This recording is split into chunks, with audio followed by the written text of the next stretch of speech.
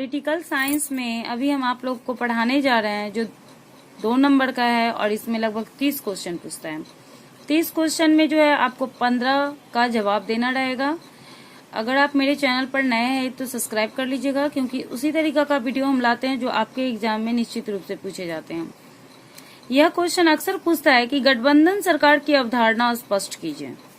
गठबंधन सरकार की अवधारणा स्पष्ट कीजिए। जब लोकतंत्र में किसी पार्टी को स्पष्ट बहुमत नहीं मिलता है तो अनेक पार्टियां मिलकर बहुमत बनाती है। उसका नेता न्यूनतम साझे कार्यक्रम के आधार पर सरकार बनाता व उसे चलाता है। जब किसी एक पार्टी को, जैसे इलेक्शन होता है, किसी एक पार्टी को बहुत ज्यादा मत नहीं मिलता है ना, तो वह जो अन्य जो दल होता है उससे मिलकर और अपना सरकार बना लेता है। ठीक है, तो उसका नेता जो होता है, जिसको ज्यादा वोट मिलता है, वह नेता बन जाता है। ठीक है, नेक्स्ट हमारा क्वेश्चन है, लोकतांत्रिक उछाल से क्या तात्पर्य है? लोकतांत्रिक उछाल से क्या तात्पर्य है? राजनीतिक प्रक्रिया में जनता की विशाल संख्या की अप्रत्याशित भागीदारी लोकतांत्रिक उछाल की परिचायक है ना। राजनीतिक प्रक्रिया में जनता की विशाल संख्या की अप्रत्याशित भागीदारी लोकतांत्रिक उछाल की परिचालक है। ठीक है, हमारा नेक्स्ट क्वेश्चन है, क्षेत्रीय दल किसे कहते हैं? क्षेत्रीय दल जो होता है, जैसे हम उसको कहेंगे कि देश या उसके अनेक भागों में नहीं बल्कि किसी राज्य या प्रांत तक ही जो पार्टी रहता है उसको हम लोग क्या करते हैं? क्षेत्रीय पार्टी कहते हैं। ठीक है, जैसे अगर कांग्रेस की बात करेंगे तो वो पूरे भारत में है, फिर अगर बीजेपी की बात करेंगे तो पूरे भारत में है, जदयू की बात करेंगे तो वह केवल बिहार में ही। ठीक है, तो इस तरीके से कुछ और भी पार्टियां हैं जो केवल बिहार में ही हैं और कुछ तमिलनाडु में है। तो वह जो पार्टी होता है अपने क्षेत्र तक रहता है। ठीक है, तो वह क्या हो जाएगा? क्षेत्रीय पार्टी कहलाएगा, जो एक क्षेत्र विशेष में रह जाता है।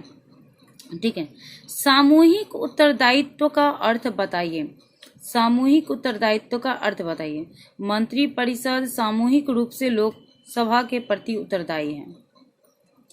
मंत्री परिषद सामूहिक रूप से लोकसभा के प्रति उत्तरदायी है, अतः अविश्वास का प्रस्ताव पास होने पर सभी मंत्रियों को पदत्याग हो जाता है। ठीक है, मंत्री किसके प्रति उत्तरदायी होते हैं? लोकसभा के प्रति उत्तरदायी होते हैं। अगर अविश्वास होगा तो क्या होगा? जितने मंत्रिमंडल में सदस्य हैं, है ना, तो उनको भी सामूहिक उत्तरदायित्व का अर्थ यही हुआ कि सभी को, जितने मंत्री परिषद होते हैं सभी को किसके आधार पे कार्य करना पड़ता है? लोकसभा के आधार पे करना पड़ता है। लेकिन अगर वह अविश्वास हो जाएगा, अविश्वास का प्रस्ताव अगर पास हो जाता है तो सभी मंत्रियों को क्या करना पड़ता है? अपना परित्याग करना पड़ता है।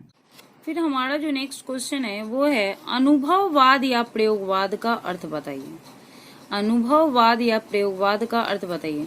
किसी सिद्धांत के आधार पर नहीं बल्कि जैसा उस समय उपयुक्त हो वैसा करो प्रयोगवाद कहलाता है। प्रयोगवाद क्या कहलाता है? किसी सिद्धांत के आधार पर नहीं कार्य होता है बल्कि उस समय जैसा प्रयोग में आएगा उस आधार पे कार्य करता है, तो वह प्रयोगवाद कहलाता है।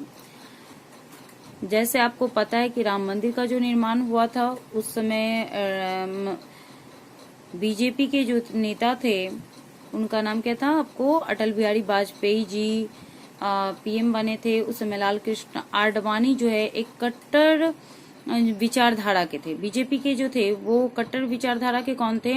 लाल कृष्ण आडवाणी जी थे, है ना, जिन्होंने जो है राम मंदिर के निर्माण को आगे क्या किया था? बढ़ाया था। ठीक है, तो उन्होंने एक प्रयोग किया था। क्या किया था? प्रयोगवाद, हिंदुत्व का नारा दिया था, जिसके आधार पे वो जो है बीजेपी की सरकार बनने लगी। तो अनुभववाद या प्रयोगवाद का अर्थ समझ में आ गया कि किसी सिद्धांत के आधार पर नहीं कार्य करना बल्कि उस समय जैसा उपयुक्त हो वैसा करो, तो क्या हो जाएगा? वो प्रयोगवाद कहलाएगा। ठीक है, हमारा जो नेक्स्ट क्वेश्चन है, केंद्र में पहली मिलीजुली सरकार कब बनी? केंद्र में पहली मिलीजुली सरकार 1977 में गठित हुई थी। मोरारजी देसाई जो है 1977 में उनका सरकार बना था, जो 18 महीने तक रहा था। और फिर चौधरी चरण सिंह भी बने थे, जो कुछ ही दिनों के लिए बने थे।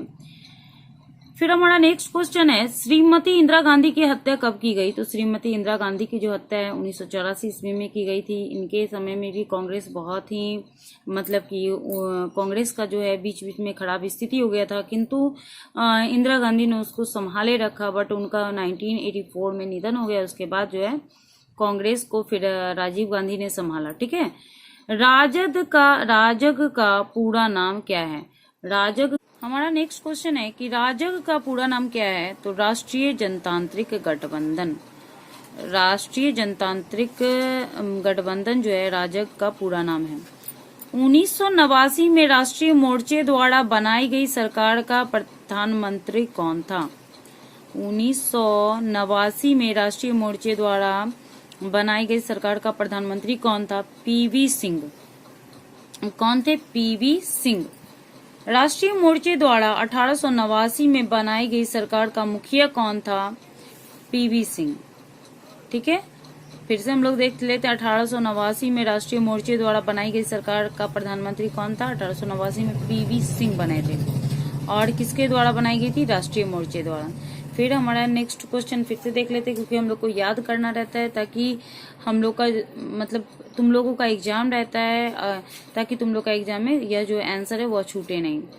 राष्ट्रीय मोर्चे द्वारा 1889 में बनाई गई सरकार का मुखिया कौन था? तो वही थे, पीवी सिंह ही थे। ठीक है, 2014 के लोकसभा चुनाव में भारतीय जनता पार्टी की सफलता के लिए आपके विचार में कौन कौन से कारक मुख्य रूप से उत्तरदायी थी? तो सबसे ज्यादा 2014 के लोकतंत्र चुनाव में भारतीय जनता की सफलता के लिए उत्तरदायी जो कारक थी वह थी जनता की जागरूकता। क्या थी उस समय? जनता की जो जागरूकता थी वह जो है 2014 में लोकतंत्र चुनाव में भारतीय जनता की पार्टी बहुत ही अच्छा हुआ था। उस समय तक क्या हो गया था कि जनता जागरूक हो चुकी थी, और जो कांग्रेस में जो है कोई योग्य नेता भी नहीं था, जिसके कारण क्या हो गया कि क्या हुआ कि राजनीतिक पार्टी में जो है बीजेपी की सरकार बनी। थैंक यू मेरे वीडियो को देखने के लिए।